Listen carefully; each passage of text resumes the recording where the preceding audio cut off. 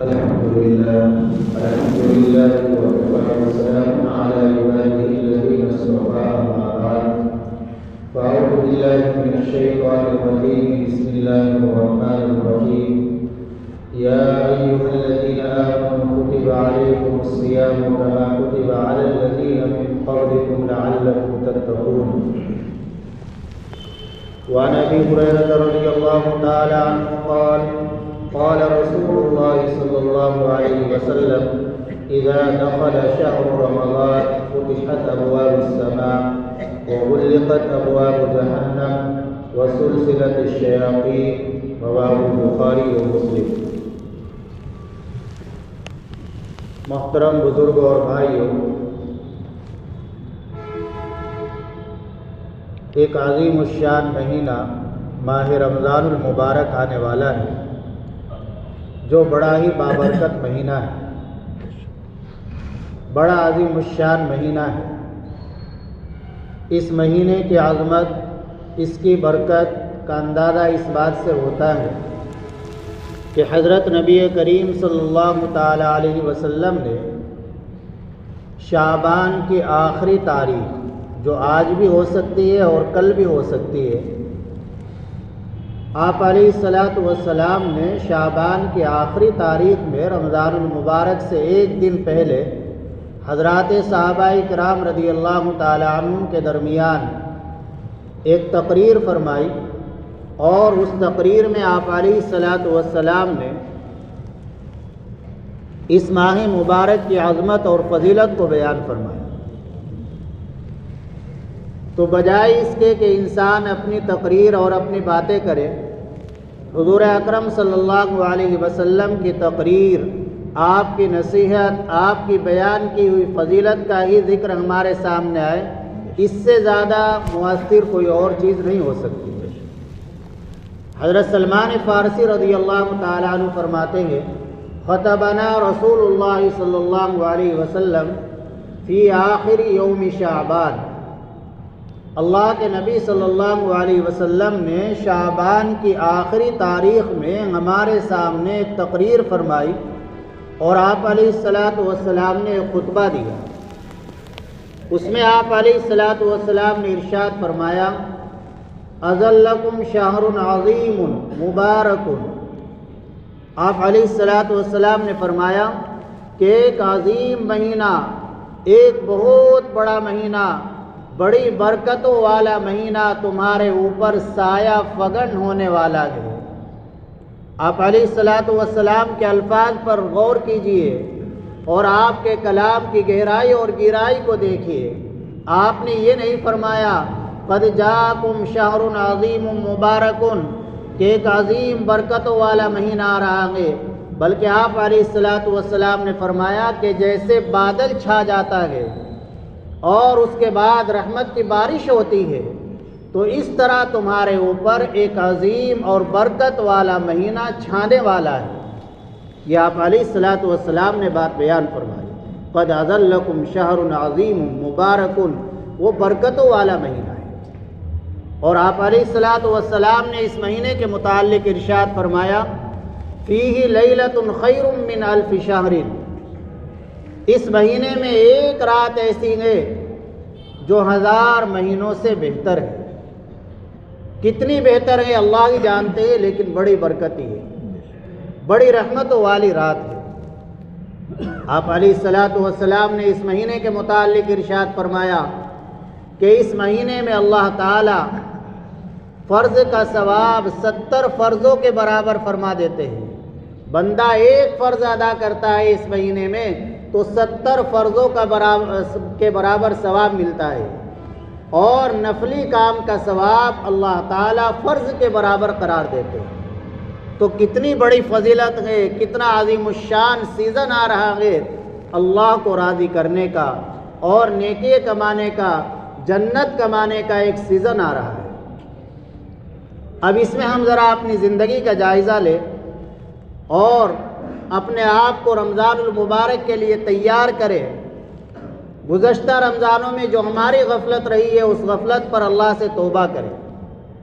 اللہ کے نبی صلی اللہ علیہ وسلم فرما رہے ہیں ایک فرض کا ثواب 70 فرضوں کے برابر ہے۔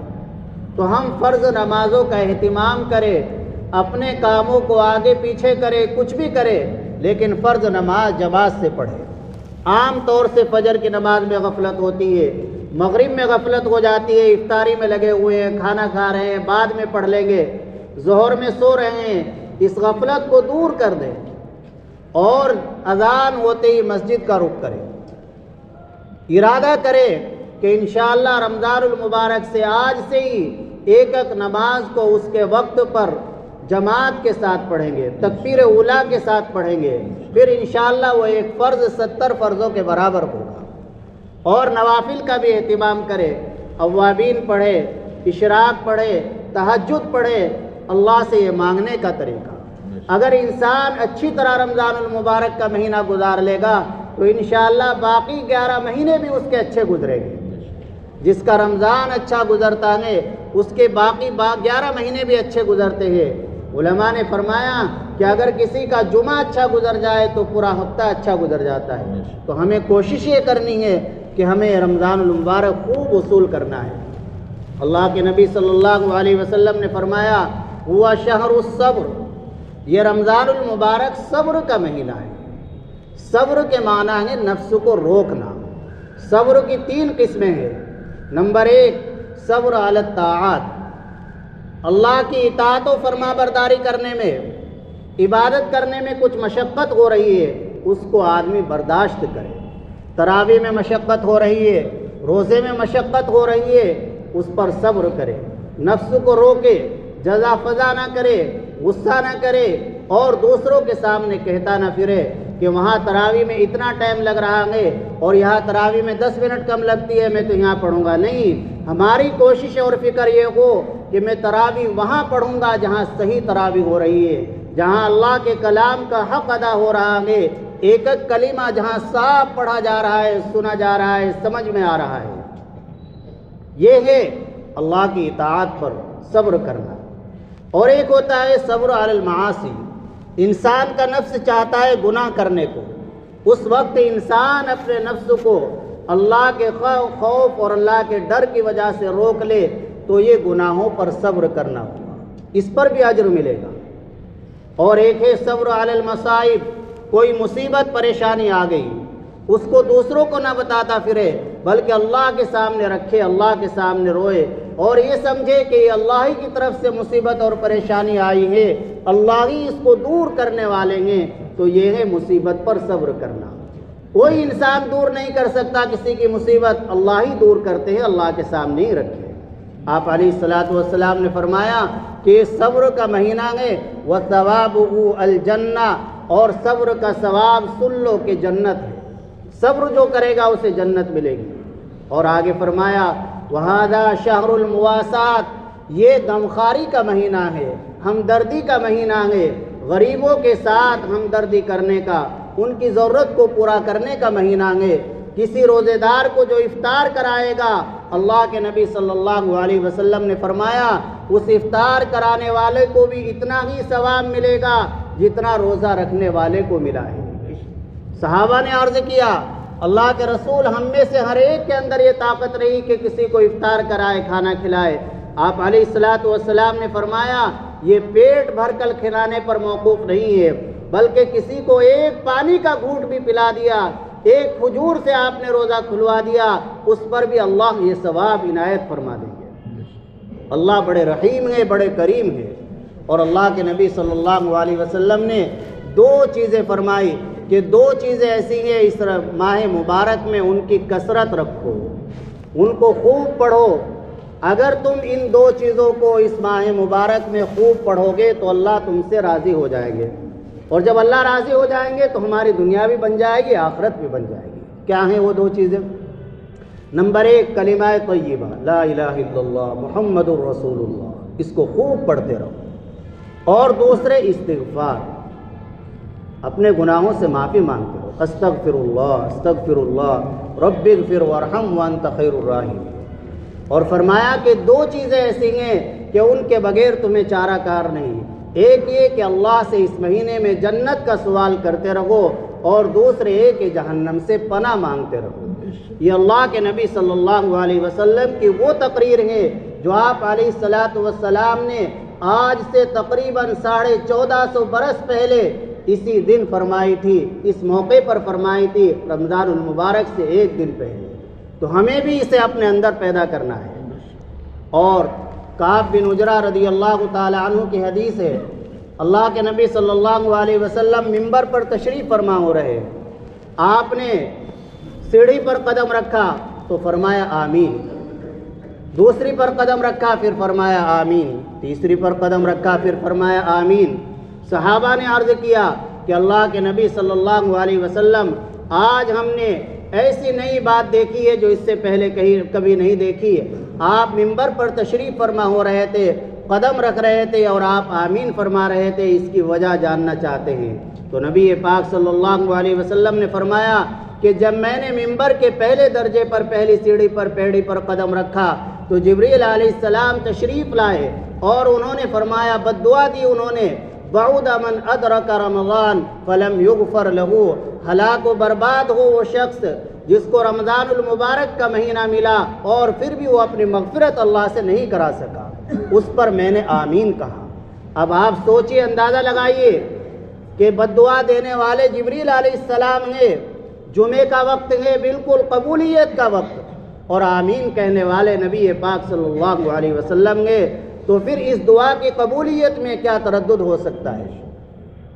اب سوال یہ ہے کہ انسان مغفرت کیسے کرائے؟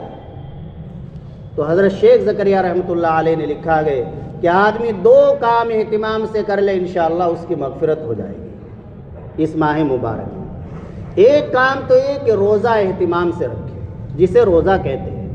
یہ نہیں کہ صرف بھوکا اور پیاسا رہنا اس کا نام روزہ ہے، بلکہ انسان کے ہر جسم کے حصے کا روزہ ہوتا ہے۔ جب آپ نے حلال کو اللہ کے لیے چھوڑ دیا، کھانے پینے کو، تو حرام میں کیوں مبتلا رہتے ہو؟ آنکھ کا بھی روزہ ہے، آنکھ سے غلط چیز کو نہ دیکھے۔ زبان کا بھی روزہ ہے، زبان سے کوئی غلط بات نہ کہے، کان سے غلط بات نہ سنے اور غلط چیز کی طرف قدم نہ بڑھائے۔ یہ سب چیزوں کا روزہ ہے۔ اور دوسرا کام ہے اہتمام سے تراویح پڑھنا۔ تراویح پورے مہینے پڑھنا سنت مؤکدہ ہے، پورے مہینے پڑھے۔ یہ نہیں 10 دن کا قرآن سن لیا پھر تراویح کی چھٹی، یہ 2 سنتیں الگ الگ ہے۔ ایک پورے مہینے تراویح پڑھنا اور دوسرے پورے قرآن کریم کو تراویح میں سننا۔ تو اگر آپ نے قرآن تراویح میں سن لیا، ایک سنت پوری ہوئی ہے، دوسری باقی ہے، لہذا یہ 2 کام جو اہتمام سے کرے گا انشاءاللہ اس کی مغفرت ہو جائے گی۔ اور آخری بات یہ عرض کرنی ہے کہ اس ماہ مبارک میں ہم زیادہ سے زیادہ قرآن کریم پڑھیں، کثرت سے قرآن کریم پڑھیں۔ حضرات محدثین میں ایسے ایسے حضرات گزریں گے کہ جن کا معمول روز ایک قرآن پڑھنے کا رہا۔ یحییٰ ابن سعید القطان 20 سال تک ان کا روز ایک قرآن پڑھنے کا معمول رہا۔ ابو بکر ابن عیاش رحمہ اللہ کا 40 سال تک روز ایک قرآن پڑھنے کا معمول رہا۔ حضرت مولانا انعام الحسن رحمۃ اللہ علیہ، آپ نے اچھی طرح ان کو دیکھا، امیر التبلیغ۔ تو ایک مرتبہ حضرت شیخ زکریا رحمۃ اللہ علیہ نے رمضان المبارک میں اپنے خلفاء سے اعتکاف میں فرمایا کہ اس ماہ مبارک میں کثرت سے قرآن پڑھو۔ تو آخر میں حضرت نے عرض کیا کہ حضرت اللہ کی توفیق سے، اللہ کے فضل سے اس ماہ مبارک میں میں نے 61 قرآن پڑھے۔ ایک قرآن روز دن میں پڑھتے تھے اور ایک قرآن روز رات میں پڑھتے تھے اور ایک قرآن تراویح کا ہو گیا۔ اس لیے میرے بھائیوں اور بزرگوں، ہم کثرت سے قرآن کریم پڑھیں۔ ہم یہ سوچتے ہیں ایک پارہ پڑھ لیا ہم نے بڑا کمال کر لیا، بلکہ ہم یہ کوشش کریں کہ ہم 4-5 گھنٹے قرآن کریم کی تلاوت میں لگائیں۔ اللہ تعالی ہم سب کو عمل کی توفیق عطا فرمائے۔ وآخر دعوانا الحمدللہ۔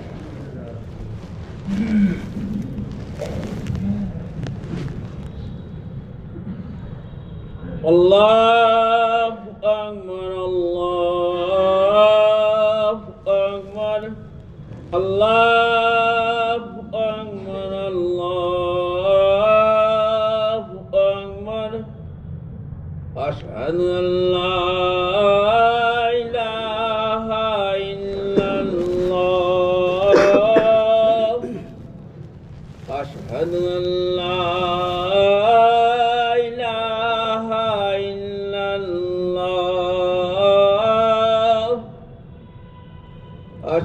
أشهد أن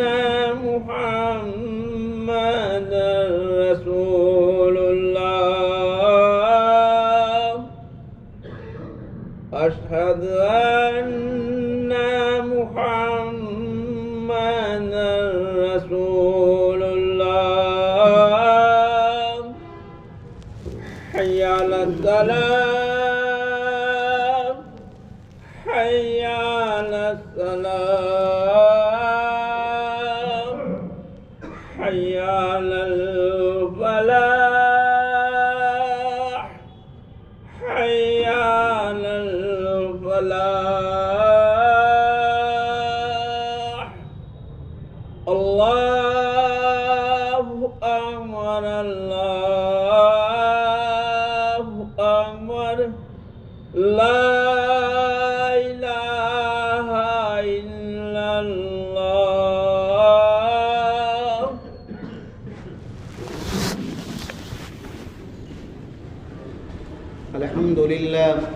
الحمد لله الذي لا يرجى لكشف الشدائد إلا هو ولا يدعى لرفع المكائد إلا هو وما مراد العاشقين في الدارين إلا هو وما مطلوب الواصلين في الكونين إلا هو المخلوق كلهم ضعفاء لا قوي إلا هو والناس كلهم فقراء لا غني إلا هو لا واجد ولا ماجد إلا هو لا حافظ ولا ناصر إلا هو غافر الذنب وقابل التوب شديد العقاب ذي الطول لا إله إلا هو هل من خالق غير الله يرزقكم من السماء والأرض ومن يعلم السر والجهر إلا هو موسى على الطور حين ناداه قال لا إله إلا هو يونس في بطن الحوت حين ناداه قال لا إله إلا هو يوسف في قار البير حين ناداه قال لا إله إلا هو إبراهيم في نار الحريق حين ناداه قال لا إله إلا هو ونشهد أن لا إله إلا الله وحده لا شريك له ونشهد أن سيدنا ومولانا محمدا عبده ورسوله أما بعد فيا أيها الناس اعلموا أن الدنيا دائرة ولذتها فانية وطاعتها باقية وحاصلها فوت وآخرها موت إخواني بدن ضعيف ضعيف وسفر طويل طويل وزاد قليل قليل وبحر عميق عميق والنار حريق حريق والصراط دقيق دقيق والميزان عديل عديل والقيامة قريب قريب والحاكم رب جليل جليل والمنادي جبريل ويقول الجنة وعدي وعدي ويقول النار وعدي يهدي ويقول الكعبة زواري زواري ويقول آدم صفي الله يوم القيامة يا رب نفسي نفسي ويقول نوح نجي الله يوم القيامة يا رب نفسي نفسي ويقول داود خليفة الله يوم القيامة يا رب نفسي نفسي ويقول سليمان صاحب المملكة يوم القيامة يا رب نفسي نفسي ويقول إبراهيم خليل الله يوم القيامة يا رب نفسي نفسي ويقول إسماعيل ذبيح الله يوم القيامة يا رب نفسي نفسي ويقول نبينا ورسولنا وهادينا وشفيعنا محمد صلى الله عليه وسلم يا رب أمتي أمتي ويقول الجليل الجبار جل جلاله وعم نواله حبيبي حبيبي يا عبادي لا خوف عليكم اليوم ولا أنتم تحزنون بارك الله لنا ولكم في القرآن العظيم ونفعنا وإياكم بالآيات والذكر الحكيم إنه تعالى جواد كريم ملك بر رؤوف رحيم.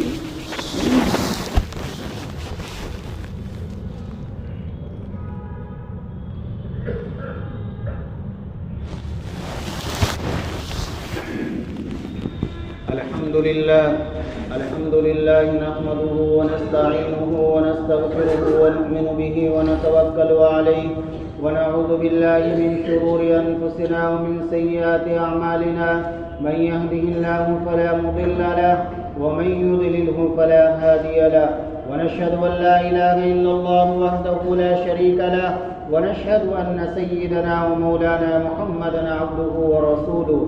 أعوذ بالله من الشيطان الرجيم. إن الله وملائكته يصلون على النبي يا أيها الذين آمنوا صلوا عليه وسلموا تسليما. اللهم صل على محمد بعدد من صلى وصام، وصل على محمد بعدد من قاد وقام، وصلى الله عليه وعلى جميع الأنبياء والمرسلين والملائكة المقربين والخلفاء الراشدين، خصوصا على خير البشر بعد الأنبياء بالتحقيق أمير المؤمنين أبي بكر الصديق رضي الله تعالى عنه، وعلى مزين المنبر والمحراب أمير المؤمنين عمر بن الخطاب رضي الله تعالى عنه، وعلى كامل الحياء والإيمان أمير المؤمنين عثمان بن عفان رضي الله تعالى عنه، وعلى مظهر العجائب والغرائب أمير المؤمنين علي بن أبي طالب كرم الله وجهه، وعلى الإمامين الهمامين السعيدين الشهيدين أبي محمد الحسن وأبي عبد الله الحسين رضي الله تعالى عنهما، وعلى الستة الباقية من العشرة المبشرة وسائر المهاجرين والأنصار والتابعين الأبرار الأخيار إلى يوم القرار رضوان الله تعالى عليهم أجمعين. اللهم اغفر لي ولوالدي ولجميع المؤمنين والمؤمنات والمسلمين والمسلمات إنك سميع مجيب الدعوات. اللهم أيد المسلمين بالإيمان العادل والخير والطاعات واتباع سنن سيد الموجودات. اللهم انصر من نصر دين محمد صلى الله عليه وسلم واجعلنا منهم، واخذل من خذل دين محمد صلى الله عليه وسلم ولا تجعلنا منهم. عباد الله رحمكم الله، إن الله يأمر بالعدل والإحسان وإيتاء ذي القربى وينهى عن الفحشاء والمنكر والبغي يعظكم لعلكم تذكرون. اذكروا الله يذكركم وادعوه يستجب لكم، ولذكر الله تعالى أعلى وأولى وأعز وأجل وأتم وأحمد.